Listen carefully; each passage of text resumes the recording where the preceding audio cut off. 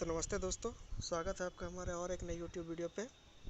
तो आज हम लोग बात करने वाले हैं मोहम्मद गौरी के बारे में। मैंने आपके लिए पार्ट 2 का पेपर 3 का पूरा सिलेबस कंप्लीट कर रहा हूँ। मैं धीरे धीरे करके हर एक क्वेश्चन में कर रहा हूँ। और आपके लिए पेपर 4 का सिलेबस मैंने पहले ही कंप्लीट कर चुका है। हर एक क्वेश्चन को मैंने अच्छे से डील किया हुआ है पेपर 4 का। अगर आपने अभी तक पेपर 4 अपना कंप्लीट नहीं किया हुआ है तो आप उसको जाके कर सकते हैं, प्लेलिस्ट में दिया हुआ है। मैं आपको डिस्क्रिप्शन में और आई बटन में लिंक दे दूंगा। आप पेपर 4 का हर एक क्वेश्चन को देख सकते हैं। इंग्लैंड के क्रांति से रिलेटेड है हर एक क्वेश्चन।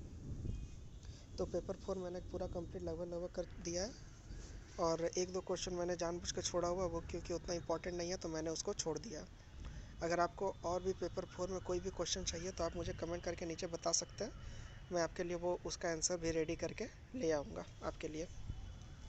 तो हम लोग पेपर 3 में अब हम लोग आगे बढ़ रहे थे। मैंने एक क्वेश्चन आपके लिए करवा दिया है कि मुस्लिमों के द्वारा हिंदुओं के पराजय का कारण क्या था, या फिर उसको बोल सकते हैं कि मुस्लिम के द्वारा राजपूतों की हार का क्या कारण था। ठीक है, मैंने आपको ये क्वेश्चन आपको करवा दिया फुल डिटेल में। जिसने वो वीडियो नहीं देखा वो वीडियो भी आप लोग देख लीजिए।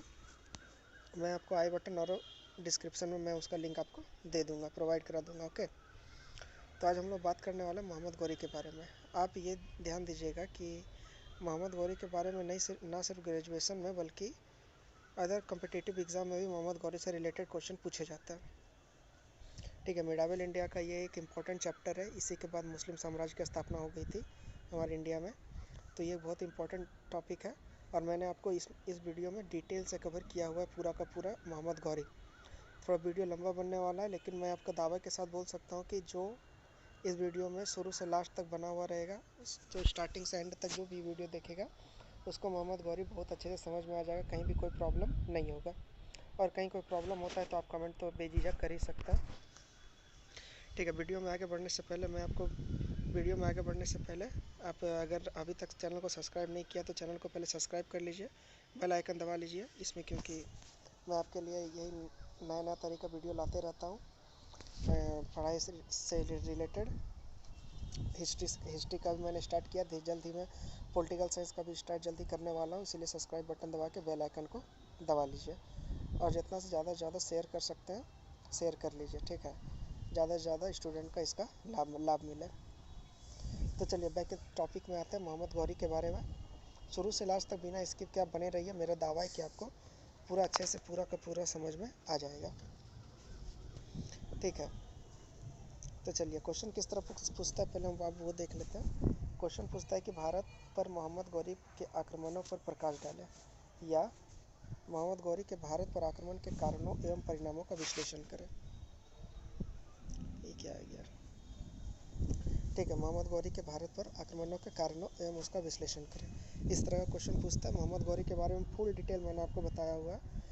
इस क्वेश्चन से रिलेटेड भी और इससे थोड़ा सा अलग भी मैंने आपको बताया हुआ है, ताकि आप अपने हिसाब से आंसर को छांट ले। मैं आपको पूरा का पूरा मोहम्मद गौरी का डिटेल बताऊंगा।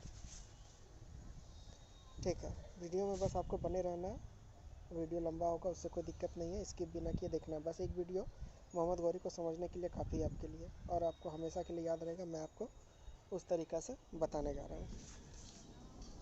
तो चलिए इसका आंसर देखते हैं। कई इतिहासकार का मानना है कि भारत में इस्लामी साम्राज्य का वास्तविक संस्थापक शहाबुद्दीन मोहम्मद, इसका दूसरा नाम क्या, मुइजुद्दीन मोहम्मद बिन सैम, इसी का नाम है मोहम्मद गौरी, जो आगे जाकर मोहम्मद गौरी का नाम लोकप्रिय नाम बन गया। जो अपने भाई गयासुद्दीन के साथ 1173 से 1202 ईस्वी तक गौरी साम्राज्य का सुल्तान था। मतलब ये कि भारत में मुस्लिम साम्राज्य का असली संस्थापक माना जाता है मोहम्मद गौरी को। ठीक है, इसने अपने भाई के साथ, गयासुद्दीन जिसका भाई था, 1173 से 1202 तक उसके साथ शासन किया, और फिर अपना स्वतंत्र शासन 1202 से 1206 तक अपना स्वतंत्र साम्राज्य का स्थापना किया, स्वतंत्र शासक बना था। वह गौर वंश का सबसे महान शासक था। इसको न केवल भारत में बल्कि दक्षिण एशिया में भी मुस्लिम शासन की नींव रखने का श्रेय जाता है। ठीक है, जो कि बहुत दिन तक चला था। तो मोहम्मद गौरी जो है मुस्लिम साम्राज्य का असली संस्थापक माना जाता है। ये अपना भाई सिहाबुद्दीन, नाम याद रखिएगा, सिहाबुद्दीन के साथ। पहले तो मैं डाटा बंद कर देता हूँ, ये प्रॉब्लम दे रहा है बार बार। ओके, ठीक है, तो सिहाबुद्दीन के साथ ये अपना स्टार्ट करता है अपना शासक स्टार्ट करता है। तो 1173 से 1202 ईस्वी तक अपने भाई के साथ मिलकर करता है। 1202 से 1206 ईस्वी तक अपना स्वतंत्र साम्राज्य का स्थापना करके शासन करता है। इसको न केवल भारत बल्कि दक्षिण एशिया में भी मुस्लिम शासन का नींव डालने का श्रेय जाता है। अब देखते हैं कि मोहम्मद गौरी आक्रमण आखिरकार क्यों किया था, उसका इंडिया में उद्देश्य क्या था, जो कि हमारा मेन क्वेश्चन का आंसर होने वाला है। मोहम्मद गौरी पर भारत पर आक्रमण का कारण या उद्देश्य। ठीक है, मोहम्मद गौरी के आक्रमण का मूल उद्देश्य वही था जो मोहम्मद गजनवी का था। गजनवी मैंने आपको नहीं बताया, लेकिन गजनवी एक इससे पहले आया हुआ एक शासक था, जो कि वो भी था गजनी का शासक था, अफगानिस्तान का शासक था, जो कि भारत पर आक्रमण किया था। और इसने पूरे भारत को लगभग 17 बार दिया हुआ है, लेकिन इससे ज़्यादा बार उसने लूटा। 1001 से लेके 1025 तक उसने लगातार आक्रमण करते ही चला गया वो, और पूरा का पूरा भारत का पटल ही बदल दिया मोहम्मद गजनवी। ठीक है, 1025 में उसका सबसे बड़ा अभियान था। आपको कमेंट करके बताना है कि मोहम्मद गजनवी का 1025 का अभियान कहाँ पे था, कहाँ पे लूटा था 1025 में। कमेंट करके आप इसको बताएं। ठीक है, चलिए, वही था जो गजनी का था, यानी धन प्राप्त करना। परंतु गौरी ने धन प्राप्त करने के लिए अस्थायी शासन स्थापित नहीं किया था। गजनी जो था वो सिर्फ धन लूटा और यहाँ से चला गया, उसने साम्राज्य विस्तार का कोई सोचा नहीं था उसने। लेकिन मोहम्मद गौरी क्या किया, मोहम्मद गौरी अपना साम्राज्य का विस्तार किया। उसे साम्राज्य निर्माण, सैनिक यश, शक्ति वृद्धि, इस्लाम धर्म का प्रचार तथा अपार धन प्राप्त करने के लिए आक्रमण किया था भारत पर। क्या क्या बोले, साम्राज्य निर्माण के लिए, सैनिक यश के लिए, शक्ति वृद्धि के लिए, इस्लाम धर्म का प्रचार के लिए और धन प्राप्त करने के लिए। इन सब कारणों से मोहम्मद गौरी ने अटैक किया था भारत पर। ठीक है, अब इस सब के बारे में डिटेल्स हम लोग जानते हैं। साम्राज्य विस्तार सबसे पहले तो पहला नंबर पॉइंट आता है साम्राज्य विस्तार। किस प्रकार मोहम्मद गौरी ने साम्राज्य का अपना विस्तार किया इंडिया में। तो गौरी साम्राज्यवादी था। साम्राज्यवादी का मतलब ये होता है कि साम्राज्य को ज़्यादा से ज़्यादा अर्जन करने वाला साम्राज्यवादी था। उसने अपने भाई जो गयासुद्दीन को कई बार अपने प्रदेश को जीतते और हारते हुए देखा था। मैंने पहले भी आपको बताया था कि गयासुद्दीन जो उसके भाई था, जो सबसे पहले भाई के साथ ही उसने मिलकर शासन किया था, उसके बाद स्वतंत्र अपना शासन स्थापित किया। तो उसका जो भाई है उसको बहुत बार हारते और जीतते देखा था। गौरी के उत्तर पश्चिम में साम्राज्य विस्तार असंभव हो गया था। उत्तर पश्चिम कहाँ का बात हो रहा है, इंडिया का बात नहीं हो रहा है, ये बात हो रहा है ये अफगानिस्तान का, गजनी का। तो अतः गौरी ने भारत की ओर साम्राज्य विस्तार करने निश्चय किया। अब जहाँ पे रहता है वहाँ पे साम्राज्य विस्तार हो नहीं सकता था, तो बगल में इंडिया था, तो सोचा चलो एक बार वहाँ घूम घाम के आया जाए। तो साम्राज्य विस्तार करने के लिए इंडिया आ गया। वो अपने छोटे से राज्य से संतुष्ट नहीं था, इसीलिए विशाल साम्राज्य की स्थापना करने के लिए इंडिया आ गया था। यह भारत विजय से ही संभव हो सकता था। ठीक है, सेकंड नंबर पॉइंट आता है। पहला नंबर पॉइंट आई होप समझ गए होंगे आप लोग। दूसरा नंबर पॉइंट आता है गजनी और गौर का संघर्ष। मतलब कि मोहम्मद गजनवी जो जहाँ एरिया में शासन कर रहा था वो गजनी था, और गौर जो मोहम्मद गौरी का था वो गौर था। तो गजनी और गौर का संघर्ष दोनों अफगानिस्तान के रीजन में ही पड़ता है। तो गजनी और गौर के शासक हमेशा एक दूसरे से लड़ते रहते थे। पहले भी मैंने आपको बताया, जो उसका भाई था वो हमेशा लड़ते, जीतते हारते उसको देखा था। तो लड़ते रहते थे, उनका संघर्ष दिन प्रतिदिन बढ़ता जा रहा था। गौर का शासक सैफुद्दीन सूरी 1148 ईस्वी में गजनी पर अधिकार कर लिया था। अब आपको 4 नाम याद रखना, मैं आपको बताते जाता हूँ 4 नाम कौन सा। 4 नाम आप याद रखिएगा, उसके बाद मोहम्मद गौरी का स्थापना होता है। तो सबसे पहले आता है सैफुद्दीन। सैफुद्दीन जो सूरी वंश को 1148 में चला रहा था, गजनी पर अधिकार कर लिया था। सैफुद्दीन सूरी, याद रखिएगा नाम, सैफुद्दीन सूरी। किंतु गजनी के शासक बहराम का षड्यंत्र सफल रहा। गजनी का शासक जो बहराम, ये गौरी का गुप्तचर गजनवी का गुप्तचर बोल सकते हैं, जो कि गौरी में मिल गया था। तो उसका षड्यंत्र सफल हो गया और उसने पुनः गजनी पर अपना प्रभुत्व जमा लिया। सैफुद्दीन का वध करवा दिया गया। अब वो मिल गया, अपोजिट सेना में मिल गया था बहराम, इसीलिए जो है वो गजनी जो है सैफुद्दीन का वध करा देता है। किंतु भाग ने पुनः पलटा खाया और सैफुद्दीन के छोटे भाई अलाउद्दीन ने गजनी राजवंश से अपने भाई का खून का बदला ले लिया। देखिए, सैफुद्दीन, अलाउद्दीन, ठीक है, सैफुद्दीन का भाई था अलाउद्दीन। अलाउद्दीन ने अपना भाई का खून का बदला ले लिया। सैफुद्दीन जो है मारा गया था बहराम शाह का षड्यंत्र के द्वारा। गजनी इसको मार दिया था सैफुद्दीन को। अब फिर थोड़ा दिन बाद अलाउद्दीन उसको मार देता, गजनी को। गजनी राजवंश से अपने भाई का खून का बदला लेके गजनी का स्त्री पुरुष को जो है गजनी का स्त्री पुरुष को मरवा दिया, मरवा क्या दिया बोल सकते हैं, जिंदा जला दिया। जिंदा जला दिया और जो शेष बच गया उसको क्या किया, जो शेष बच गया उसको बंदी बना लिया, दास बना लिया। जो शेष बच गया उसको दास बना लिया। अलाउद्दीन के उत्तराधिकारी गयासुद्दीन ने, अब देखिए यहाँ पे गयासुद्दीन आ गया, मोहम्मद गौरी का भाई अलाउद्दीन। तो 4 नाम आपको क्या क्या याद रखना है। सबसे पहले सैफुद्दीन, सैफुद्दीन के बाद अलाउद्दीन, अलाउद्दीन के बाद गयासुद्दीन, गयासुद्दीन के बाद मुइजुद्दीन। ठीक है, अलाउद्दीन और सैफुद्दीन वो दोनों भाई था, और गयासुद्दीन और मुइजुद्दीन ये दोनों भाई है। तो अलाउद्दीन के एक उत्तराधिकारी गयासुद्दीन ने गजनी को जीत लिया और वहाँ के शासक अपने भाई मुइजुद्दीन को सौंप दिया। यह व्यक्ति आगे चलकर मोहम्मद गौरी का नाम लेता। मैंने आपको स्टार्टिंग में ही बताया था, मुइजुद्दीन जो है मोहम्मद गौरी का पुराना नाम होता है। इसका लंबा नाम भी मैंने आपको बताया था, मुइजुद्दीन मोहम्मद बिन सैम, इसी का नाम था, मोहम्मद गौरी का ही नाम था। ठीक है, तो सबसे पहले सैफुद्दीन था, सैफुद्दीन का भाई आ गया अलाउद्दीन। अलाउद्दीन ने खून का बदला लिया, खून का बदला अलाउद्दीन ने लिया, गौरी साम्राज्य का स्थापना कर दिया। फिर अलाउद्दीन का भाई, अलाउद्दीन का एक उत्तराधिकारी, भाई नहीं उत्तराधिकारी गयासुद्दीन आया, और फिर गयासुद्दीन का भाई मुइनुद्दीन। मतलब मुइनुद्दीन से पहले 4 शासक जो है गौरी साम्राज्य में शासन कर रहे थे। ठीक है, अगर मैं बहुत ज़्यादा तेज़ बोल रहा हूँ तो आप वीडियो को स्लो कर सकते हैं, और अगर धीरे बोल रहा हूँ तो वीडियो को आप फास्ट कर सकते हैं। ठीक है, आपके पास दोनों ऑप्शन है, यूट्यूब में अवेलेबल है, कोई दिक्कत नहीं है। मेरे हिसाब से तो मैं इतना तेज़ बोल रहा हूँ कि मतलब कि आपको अच्छे से समझ में आ जाए। ठीक है, तो आगे बढ़ते हैं हम लोग। तो मोहम्मद गौरी के हाथ में शासन आ गया था। तो गौर के शासक मलिक खुसरो पंजाब की ओर भाग गया। गौर का शासक कौन था, मलिक खुसरो, पंजाब की ओर भाग गया और मोहम्मद गौरी उसको तलाश करते करते पंजाब पहुंच गया। उसको शीघ्र ही पंजाब वाले रीजन में उसको पकड़ लिया गया, और पकड़ के क्या किया गया, लाहौर ले जाया गया। लाहौर ले जाने के बाद उसको फिर मार दिया गया। 1186 ईस्वी में मलिक खुसरो पकड़ा गया और 1201 में उसका वध कर दिया। इस प्रकार हम निष्कर्ष पर पहुंचते हैं कि गौरी के भारतीय आक्रमण का एक महत्वपूर्ण कारण गजनी और गौर का संघर्ष था। ठीक है, इसी तरह पॉइंट 2 भी क्लियर हो जाता है। तो पॉइंट 1 में हम लोग क्या देखे थे, पॉइंट 1 में देखे थे कि मोहम्मद गौरी जो है साम्राज्यवादी शासक था, वो अपने छोटे से राज्य से खुश नहीं था, वो राज्य को बढ़ाना चाहता था, लेकिन अफगानिस्तान में ऐसा वो नहीं कर सकता था, इसीलिए वो भारत पर आक्रमण कर दिया। तो पहला कारण तो ये था। और दूसरा कारण हम देखते हैं कि गौरी और गजनी के बीच संघर्ष। पहले पहले आता है सैफुद्दीन आता है, फिर अलाउद्दीन आता है, फिर गयासुद्दीन आता है, फिर मुइजुद्दीन आता है। तो ये 4 शासक आते हैं। मुइजुद्दीन जो है मोहम्मद गौरी ही मुइजुद्दीन था। तो बहराम शाह षड्यंत्र रचा था, जिसके कारण कि वो मर गया। उसके बाद मलिक खुसरो मोहम्मद गौरी को धोखा देके पंजाब भाग गया। 1186 ईस्वी में पंजाब से पकड़ लिया गया और 1201 ईस्वी में उसको मार दिया गया। किसको, मलिक खुसरो को। इस प्रकार हम देखते हैं कि ये एक बहुत इम्पोर्टेंट रीज़न था जो कि मोहम्मद गौरी को इंडिया में आने के लिए विवश कर दिया। ठीक है, तीसरा नंबर पॉइंट देखते हैं। तीसरा नंबर पॉइंट है शक्ति वृद्धि।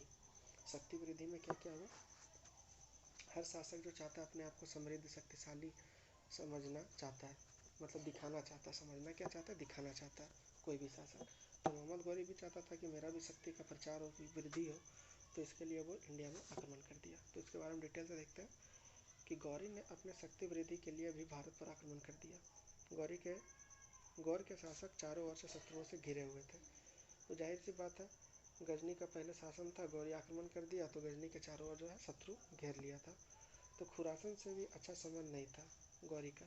पूर्व में पंजाब का गजनवी एवं सिंध तथा मुल्तान के करमाती शासक भी गौरी के शत्रु थे। मतलब मोटा मोटी तौर पे ही बोला जाए कि पूरा अफगानिस्तान जो है गौरी का विरुद्ध था। बीच में अफगानिस्तान, उसके अगल बगल जितना भी था सब कोई था मोहम्मद गौरी का विरोध ही था। तो वो चाहता था कि हम एक स्वतंत्र राज्य जहाँ तुम खुशहाल जीवन जी सके, तो वैसा प्राप्त करना चाहता था और अपना शक्ति वृद्धि करना चाहता था। तो इस प्रकार गौर का शासक चारों ओर शत्रुओं से घिर गया था। अब गौरी के लिए अपने शक्ति वृद्धि के लिए एक ही विकल्प था, और वो विकल्प क्या होगा, वो विकल्प होगा भारत पर आक्रमण करने का विकल्प होगा। भारत की ओर अपनी दृष्टि दौड़ा, इसलिए भारत पर आक्रमण कर दिया। ठीक है, भारत पर आक्रमण इसीलिए वो कर दिया था, शक्ति वृद्धि करने के लिए। आई होप तीसरा नंबर पॉइंट भी आपको समझ में आ गया होगा। कहीं भी अगर आपको नहीं समझ में आता, ठीक है, मेरी उम्मीद है कि आपको समझ में आ जाएगा। और अगर नहीं समझ में आता है तो अगर आपको नहीं समझ में आता है तो आप मुझको कमेंट बेझिझक कर सकते हैं कहीं भी। ठीक है, तो चलिए आगे हम लोग बढ़ते हैं। चौथा नंबर पॉइंट आता है इस्लाम धर्म का प्रचार। अब कोई भी आक्रमण करता है मुस्लिम कोई भी आक्रमण किया तो उसका उद्देश्य एक इस्लाम धर्म का प्रचार प्रसार भी करना था। ये सभी शासक को हम देखते हैं, मुगल काल में भी देखते हैं, अभी भी देखते हैं, दिल्ली सल्तनत में तो क्या स्थापना हो ही चुका था। हाँ, तो इस्लाम धर्म का प्रचार देखते हैं। उन दिनों मुस्लिम आक्रमणकारियों का उद्देश्य विविध प्रदेशों में इस्लाम धर्म का प्रचार प्रसार करना था। गौरी ने भी भारतीय अच्छा इस्लाम धर्म के बारे में मैंने आपको अभी तक नहीं बताया। इसका मैं एक अलग से वीडियो बनाऊंगा जिसमें कि मैं आपको बताऊंगा कि इस्लाम धर्म का प्रचार प्रसार कैसे हुआ। प्रचार प्रसार नहीं, इस्लाम धर्म का उदय कैसे हुआ। इस्लाम धर्म का उदय जानना बहुत ही इम्पोर्टेंट है। मिडावल इंडिया को स्टार्ट करने से पहले मैंने आपको सीधे क्वेश्चन आंसर पे लेके आ गया हूँ मैं, क्योंकि मैं ट्राई कर रहा हूँ कि इसी के थ्रू आपको इस्लाम धर्म के बारे में बता दिया जाए। मैं उसके लिए धीरे धीरे करके न्यू वीडियो में उसके अलग से मैं बता दूंगा कि इस्लाम धर्म का कैसे उदय हुआ, कैसे प्रॉफेट मोहम्मद साहब की मृत्यु हुई, कैसे ये खलीफा पद बना, कैसे मतलब कि स्टार्ट हुआ, अरब आक्रमण कैसे हुआ, ये सब मैं आपको धीरे धीरे करके अलग वीडियो में बता दूंगा, ठीक है। तो इस्लाम धर्म का प्रचार प्रसार करना था। गौरी ने भी भारतीय आक्रमण का उद्देश्य जिहाद बताया, ठीक है। जिहाद माना जाता है कि बाबर के द्वारा सबसे पहले स्टार्ट किया गया था जिहाद को। बाबर ने इस वर्ड का इजाद किया था कि जिहाद, वर्ड तो पहले से ही खोजा जा चुका था जिहाद के बारे में, लेकिन सही डिफिनेशन के साथ बाबर ने पानीपत का फर्स्ट बैटल में बाबर ने जिहाद का नारा दिया था कि तुम सैनिक को क्या मिलेगा, अगर हार गए तो स्वर्ग जाओगे, अगर जीत गए तो लड्डू मिलेगा। मतलब कि वो बाबर एक तरह से कहना चाह रहा था कि तुम्हारे तो दोनों हाथ में लड्डू है, हार गए तो भी ठीक, नहीं हारे तो भी ठीक। तो उसको जिहाद का नारा उस टाइम पे बाबर ने दिया था पानीपत का फर्स्ट बैटल में, ठीक है। तो किंतु यह स्मरण रखना चाहिए कि यह कारण गौरी के लिए अत्यंत गौण है। गौण मतलब कि गुप्त था। उसके आक्रमण का मुख्य उद्देश्य साम्राज्य विस्तार करना था। मैंने आपको पहले ही बताया था, साम्राज्य का विस्तार करना था, इसीलिए उसने कुतुबुद्दीन ऐबक को छोड़ दिया था और दिल्ली सल्तनत का स्टार्ट हम देखते हैं कि हो जाता है गौरी के बाद। 5वां नंबर पॉइंट आता है कि धन का लोभ। तो गौरी भी अन्य मुस्लिम आक्रमणकारी की तरह भारत का धन प्राप्त करना चाहता था। उसके पूर्व तो धन लूटने के लिए ही भारत पर आक्रमण किया गया था। तो इससे पहले हम लोग देखते हैं कि मोहम्मद गजनवी ने स्पेशली धन लूटने के लिए भारत पर आक्रमण किया था, मोहम्मद गजनवी ने, ठीक है। उसके बाद मोहम्मद गौरी आया। मोहम्मद गौरी का मेन मोटो धन लूटना नहीं था, मेन मोटो था कि यहाँ भारत में साम्राज्य का विस्तार किया जाए, अपने आप को शक्तिशाली बनाया जाए। तो ये सब कुछ कुछ पॉइंट है जिसके कारण कि मोहम्मद गौरी ने भारत पर आक्रमण किया था। जो आपका मेन क्वेश्चन का आंसर होगा यही होगा। उसके बाद इसका परिणाम क्या था, उसके बाद वो उसका आंसर, मेन आंसर वो होगा। तो हम लोग पॉइंट 1 में क्या देखें, पॉइंट 1 में देखें कि गौरी साम्राज्यवादी शासक था, अपना साम्राज्य का विस्तार करना चाहता था। 2 नंबर में देखें कि गौरी और गजनवी के बीच संघर्ष हम लोग देखें कि किस प्रकार संघर्ष हुआ, किस प्रकार शैफुद्दीन, गयासुद्दीन, अलाउद्दीन और शमसुद्दीन, मोइनुद्दीन ये सब मिलके किस प्रकार गजनवी को हारते जीतते देखा। मतलब हार हुआ जीत हुआ, हार हुआ जीत हुआ। उसके बाद गजनवी का मतलब ख़त्म हो गया। उसके बाद गौरी साम्राज्य स्थापित हो गया। उसके बाद तीसरे नंबर में हम लोग देखें, तीसरे नंबर में देखें कि शक्ति वृद्धि के कारण वो किस प्रकार अपना शक्ति विस्तार करना चाहता था। अफगानिस्तान में बहुत सारे दुश्मन उसके हो गए थे, इसलिए वो सोचा भारत पे क्यों ना आक्रमण करके देखा जाए। चौथा नंबर पॉइंट आता है कि धन का लूटने के लिए नहीं, पहले आता है इस्लाम धर्म का प्रचार करने के लिए, चौथा नंबर पॉइंट आता है। 5वां नंबर पॉइंट आता है धन को लूटने के लिए। तो मैंने आपको 5 पॉइंट बताया जो कि बहुत ही इंपॉर्टेंट है आपके लिए। मैं उम्मीद करता हूँ कि आपको अच्छे से समझ में आ गया होगा, ठीक है। तो अगला हम लोग कुछ जो है मोहम्मद गौरी के भारतीय आक्रमण देख लेते हैं कुछ। मैं आपको ये मान के चल रहा हूँ कि ग्रेजुएशन के साथ साथ आपको कंपटीशन लेवल का भी तैयारी एक साथ किया मतलब कि हो जाए, ठीक है। अलग से आपको फिर मोहम्मद गौरी कोई भी बुक से पढ़ने की ज़रूरत नहीं है, क्योंकि मैं जिससे पढ़ा रहा हूँ वो मैंने बुक का यूज़ किया हुआ है, सब जगह का मैंने यूज़ करके इस नोट्स को तैयार किया हुआ है। तो आपको एकदम बहुत ही बढ़िया ये नोट्स मैंने आपके लिए तैयार किया हुआ है। कम्पिटिटिव एग्ज़ाम के लिए ये आपके लिए बहुत इंपॉर्टेंट होने वाला है, और ग्रेजुएशन के लिए तो होने वाला है ही। इतना लंबा मैं नोट्स लिख दिया हूँ, आपको जहाँ से मन करे छाँटने का आप छाँट सकते हैं, या फिर आपका पूरा लिखने का मन करे तो पूरा भी आप लिख सकते हैं एकदम हूबहू। तो मोहम्मद गौरी के भारतीय आक्रमण के बारे में हम लोग देखते हैं। तो भारत में इस्लाम राज्य का वास्तविक संस्थापक जो है मोहम्मद गौरी को ही माना जाता है। इसने 7 बड़े हमले किए, जिसमें कि अधिकतर में वो विजय साबित हुआ। 7 बड़े हमले आप समझ सकते हैं। मोहम्मद गजनवी ने तो 17 बार आक्रमण किया था, और इसने किया कितना बार, इसने किया 7 बार आक्रमण किया। बड़े हमले किया तो और भी है, तो पहला नंबर पॉइंट क्या था, पहला आक्रमण आता है मुल्तान और ऊपरी सिंध के ऊपर। तो पहला मोहम्मद गौरी का पहला अभियान था मुल्तान के ऊपर। कब किया था, तो 1175 से 85 के बीच, 1175 से 85, 78 सॉरी 1175 से 78 के बीच किया था पहला आक्रमण। यह मुल्तान में किया था, याद रखना। सबसे पहला मोहम्मद गौरी का आक्रमण मुल्तान में था। तो 1175 ईस्वी में उसने मुल्तान के खिलाफ अपना पहला अभियान चलाया, जो काफ़ी हद तक सफल भी रहा। इस अभियान में उसने सिंध पर एक किले का स्थापना किया। मैं आपको शॉर्ट में बता रहा हूँ कि वो कहाँ कहाँ अपना अभियान किया, और आपके लिए इसे ज़्यादा जानने की ज़रूरत नहीं है। बस ये जानना है कि मुल्तान पर आक्रमण किया था 1175 में, ठीक है। उसके बाद कहाँ किया था, उसके बाद किया था गुजरात आक्रमण। उसके बाद बी नंबर में आता है गुजरात आक्रमण। कब किया था, गुजरात आक्रमण किया था 1178 में। पहला मुल्तान था 1175 से 78, दूसरा गुजरात पर आक्रमण किया था 1178 में। 3 साल बाद उसने फिर से गुजरात पर आक्रमण किया, लेकिन गुजरात के चालुक्य शासक सोलंकी द्वितीय ने कयादर की लड़ाई में उसे हरा दिया। तो ऑब्जेक्टिव क्वेश्चन कभी कभी कम्पिटिटिव एग्जाम में पूछ लिया जाता है, ग्रेजुएशन में तो नहीं पूछेगा। कम्पिटिटिव एग्जाम में एसएससी, जीडी या फिर ग्रुप डी, रेलवे का कोई भी एग्जाम में पूछ सकता है कि मोहम्मद गौरी को सबसे पहले किससे हार प्राप्त हुई। तो मोहम्मद गौरी से सबसे पहले चालुक्य शासक सोलंकी द्वितीय से हार प्राप्त हुई। वो युद्ध का क्या नाम था, युद्ध का नाम था कयादर की लड़ाई। गुजरात में हुआ था ये। तो सबसे पहले वहाँ पे मोहम्मद गौरी की हार होती है, ठीक है। सी नंबर में देखते हैं, सी नंबर क्या है। सी नंबर है पंजाब और लाहौर।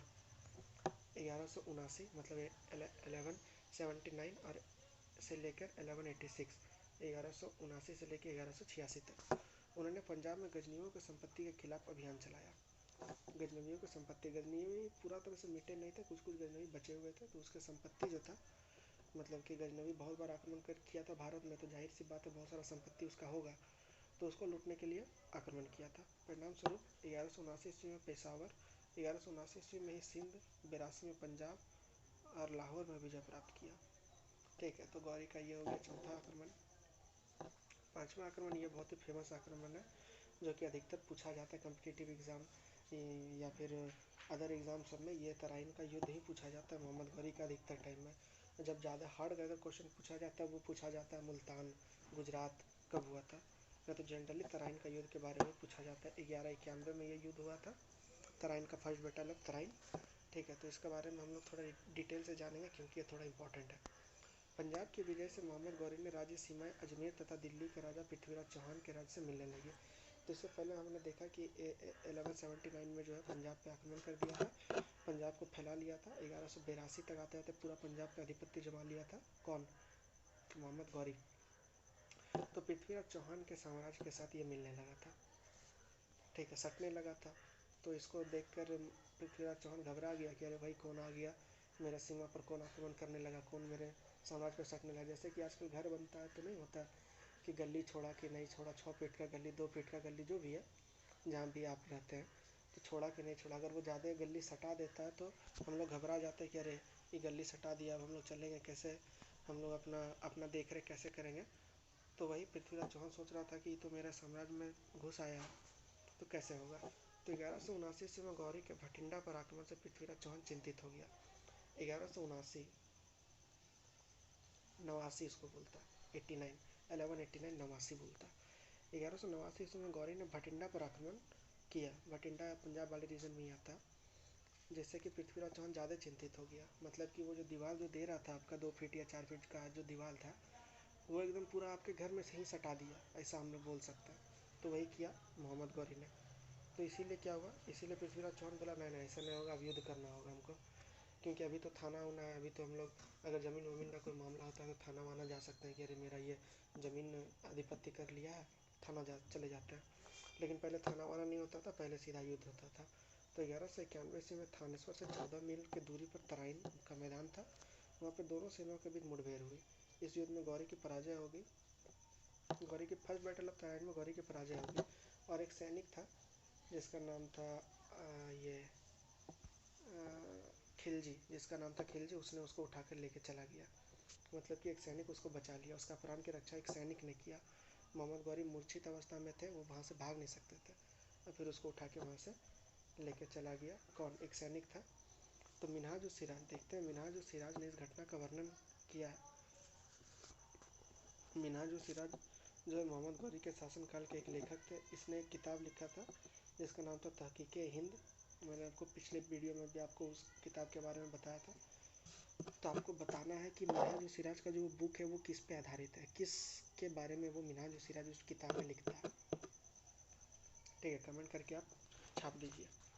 तो मिनहाज-ए-सिराज ने घटना का वर्णन किया है, किस प्रकार किया वो हम लोग देखते हैं कि सुल्तान ने अपने घोड़े का मुंह घुमाया और भाग चला। घाव की पीड़ा से वह घोड़े पर न चल सका। इस्लामी सेना की पराजय हुई।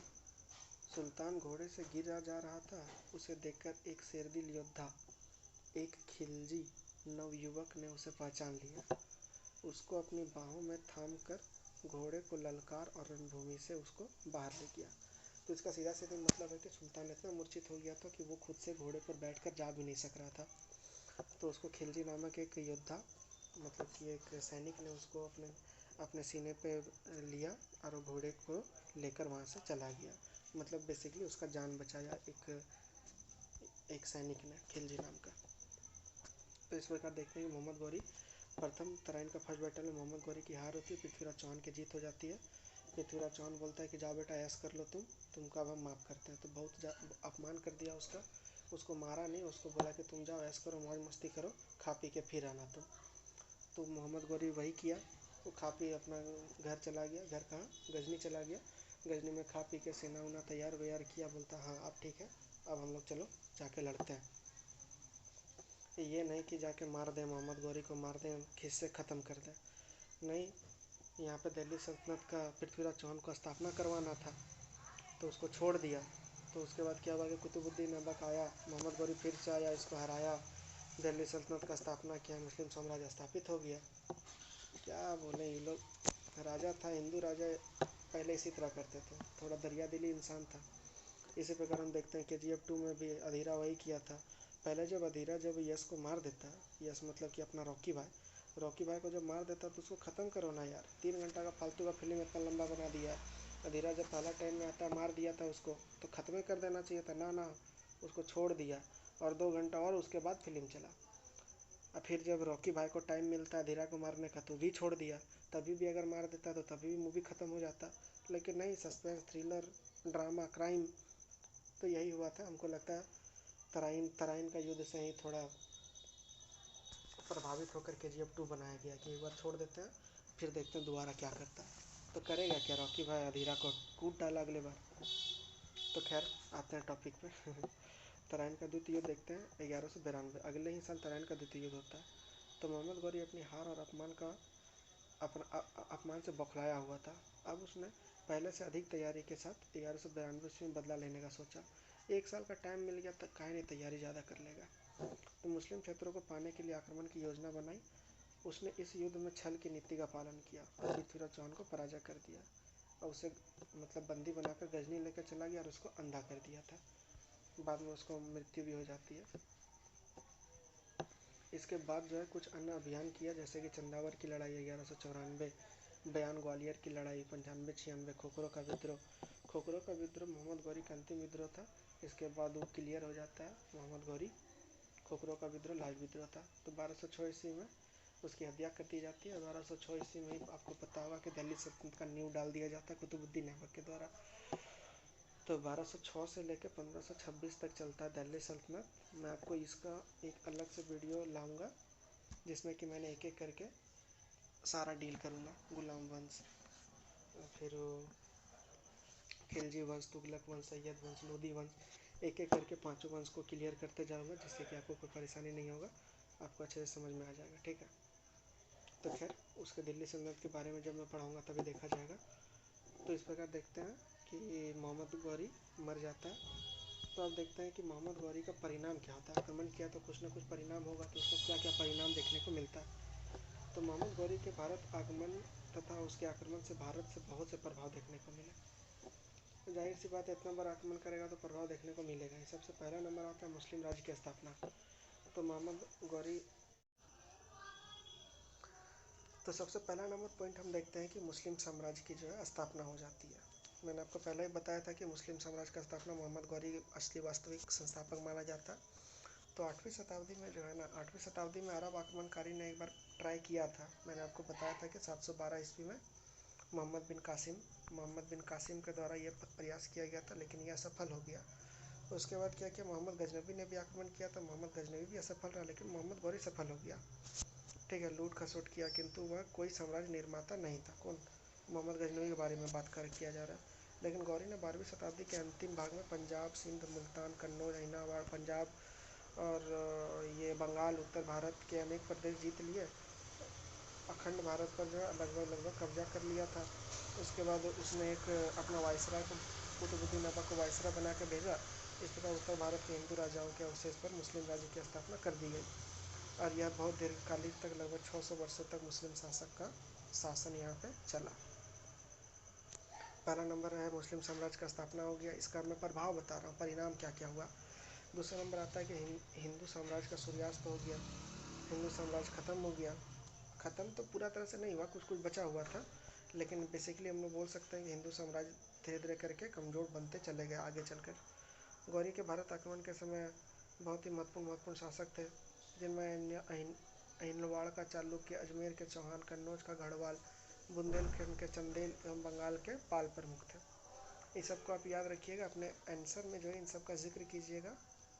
जिक्र करने से आपको नंबर अच्छा मिल जाएगा। अहिलवाड़ के चालुक्य, अजमेर के चौहान, कन्नौज के गढ़वाल, बुंदेलखंड के चंदेल और बंगाल के पाल इसमें से प्रमुख थे।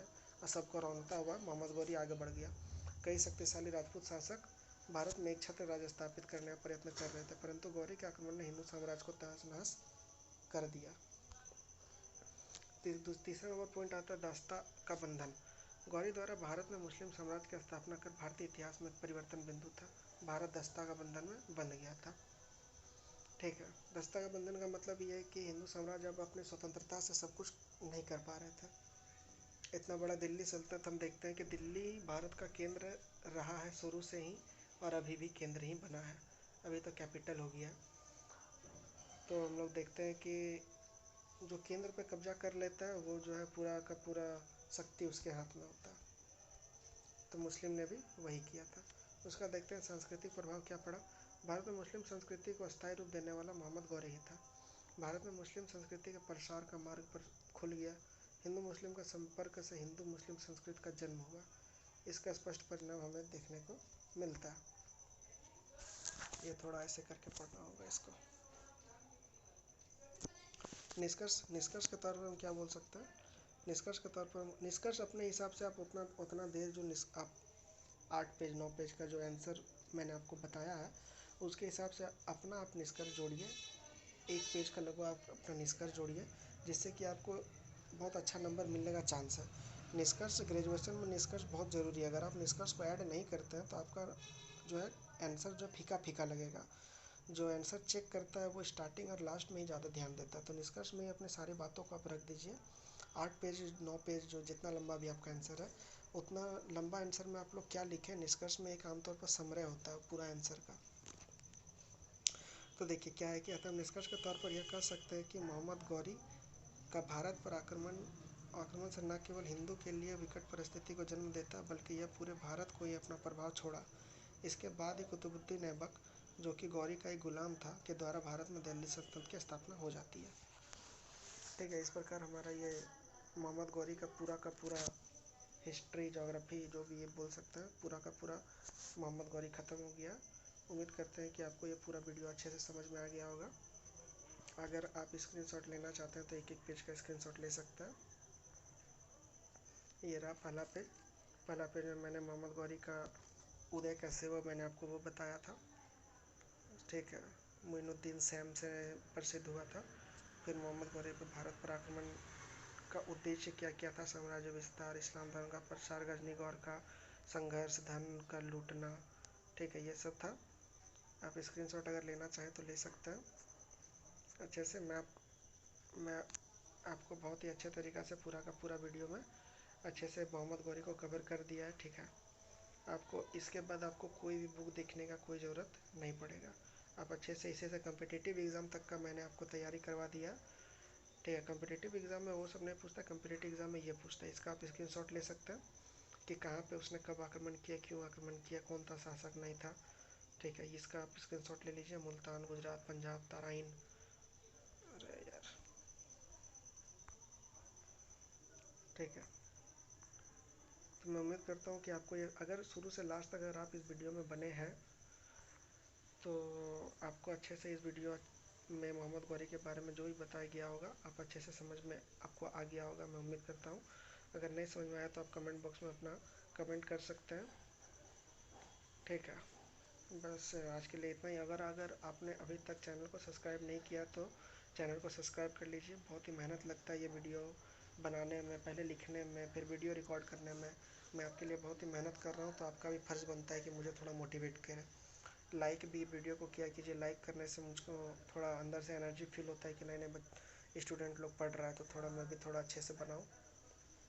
ऑडियो क्वालिटी मुझे पता है कि थोड़ा सा ख़राब है, लेकिन आपके मतलब कि समझने के लिए मेरे हिसाब से सही है। कोई दिक्कत नहीं होना चाहिए। धीरे धीरे करके मैं ऑडियो क्वालिटी को इम्प्रूव करने का कोशिश कर रहा हूँ, जो कि मैं कर दूँगा आपके लिए। बस आप मेरा सपोर्ट करते रहिए। चैनल को आप सब्सक्राइब कीजिए और वीडियो को लाइक ज़रूर कीजिए। लाइक अगर पसंद आए तो लाइक, अगर नहीं पसंद आए तो आप डिसलाइक भी बेझिझक कर सकते हैं। ठीक है, बस आज के लिए इतना ही। उम्मीद करते हैं कि आपको सारा पसंद आ गया होगा। अब अगले टॉपिक में हम लोग पेपर 3 में ही आगे बढ़ेंगे। पेपर 3 का अगला क्वेश्चन बलबन के बारे में है, तो बलबन नेक्स्ट टॉपिक हम लोग का बलबन रहने वाला है। बलबन का प्रचार प्रसार, बलबन क्या क्या काम किया नहीं किया, इस सब के बारे में मैं आपको नेक्स्ट वीडियो में बताऊँगा। आज के लिए बस इतना ही। जय हिंद।